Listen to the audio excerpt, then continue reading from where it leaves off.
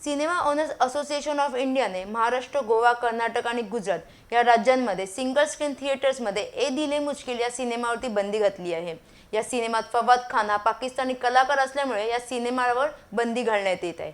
सरकारने मात्र अशा कोणत्याही गोष्टींवरती निर्बंध घातलेले नाहीत, परंतु मनसे आणि इतर काही संघटनांनी हा सिनेमा प्रदर्शित करण्यावरती बंदी घातली आहे। हा सिनेमा तरीही प्रदर्शित करण्यात आला तर चित्रपटगृहांची तोडफोड करू अशी धमकी त्यांच्याकडून देण्यात आली आहे। राजकीय पक्षांनी आणि काही संघटनांनी घेतले या पावित्र्यामुळे बॉलिवूडमध्येही वेगवेगळ्या प्रतिक्रिया उमटत आहेत।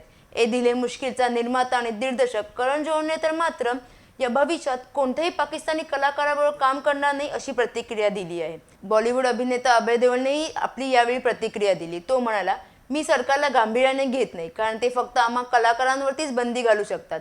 जर त्यांना बंदीच घालायची असेल तर त्यांनी सर्व प्रकारच्या पाकिस्तानी करारांवर बंदी घातली पाहिजे, पण असे होताना दिसत नाही। मला तर असे वाटते की हे सगळे मुद्दामूळच केले जाते, यामुळे त्यांना खूप प्रसिद्धी मिळते आणि त्या गोष्टीचा गाजावाजा होतो। तुम्हाला पाकिस्तानच्या कोणत्या गोष्टींवर बंदीच घालायची असेल तर त्या सगळ्याच गोष्टींवरती करा, फक्त सिने कलाकारांवरती घालू नका। तुम्ही अर्धवट कामं का करता? व्यावसायिक करारांवरही तुम्ही बंदी घाला, असे संदेश त्याने यावेळी दिला। त्याच्या या प्रतिक्रियेवरती नेटिझन्सची संमिश्र प्रतिक्रिया उमटत आहे। अधिक माहितीसाठी पाहत राहा लोकसत्ता.com।